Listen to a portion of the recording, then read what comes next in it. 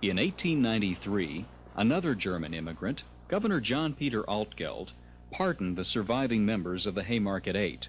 Altgeld condemned the entire judicial system that tried the men and the business community, which had gone after them simply because they tried to bring about social change.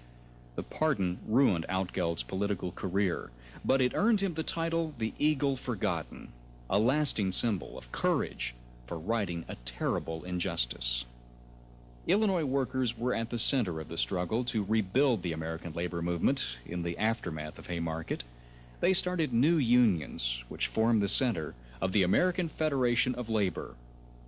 Led by Samuel Gompers, the AFL gave skilled workers a national voice by forming a federation of trade unions to coordinate union activities across the country.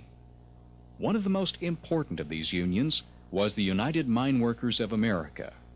The UMWA found strong support in the Illinois coal fields of the late 19th century.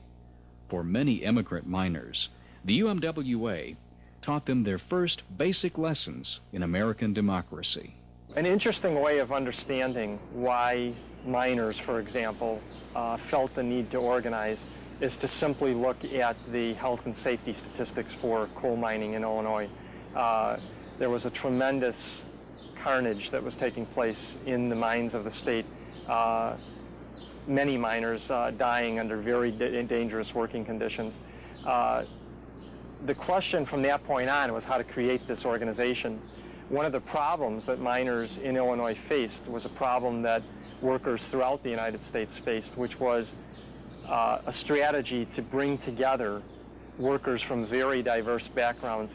What the United Mine Workers did was to bring organizers from these various communities to be able to actually talk to the miners in their own language and to represent the interests of the miners collectively in a way that ethnic workers from a variety of backgrounds could understand. Our organization from day one, in our very first constitution, we prohibited discrimination based on race, color, creed, or national origin. We knew that if we could be split up, if the employer could split us up on any line, whether it was because you were Irish and I was Italian, or you were English and I was Polish, or whatever, that we always lost.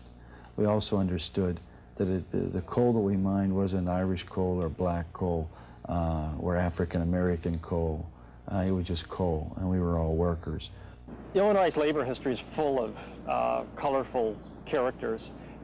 One of these is Mother Jones, who was known as the Angel of the Miners. I think that she represented everyone's ideal of the American woman, and in the context of sometimes violent strike situations, she represented what was really good about working class people in the United States. She was a grandmotherly figure and yet showed up in these conflicts between labor and capital and consistently represented the and fought for the interests of working people.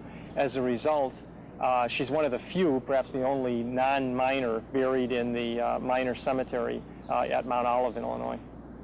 One of the campaigns that Mother Jones was involved in was the effort to end child labor. And in fact, throughout the late 19th century, you find children working throughout American industry. And Illinois is no different in that respect. You find children not only working in contexts like the garment industry, making people's clothing, and in the textile industry, spinning and weaving cloth, but you also found children working down in the coal mines and glass factories and in a variety of industrial contexts.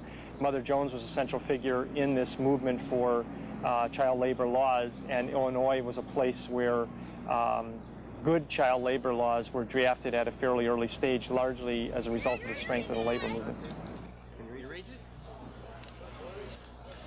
She fought for those little kids to get out of the mines. You know, she stood and paraded down Main Street holding her signs and yelling at bystanders to, you know, get in line and get with it. I visualize that woman as just one dynamic woman. You know, she was tuned in. She was way ahead of her times. She, as I said earlier, she blazed the trail for women and women's movement. I would say if she was alive today, she would be liberated. She would be maybe having a government position, and she wanted people to step in tune and fight for what was right.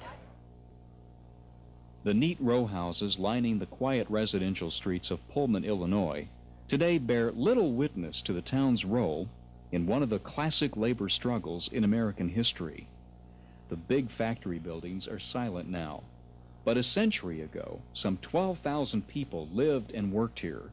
They built huge fleets of luxury passenger cars for the nation's railroads, all under the watchful eye of the town's founder and owner, George Pullman.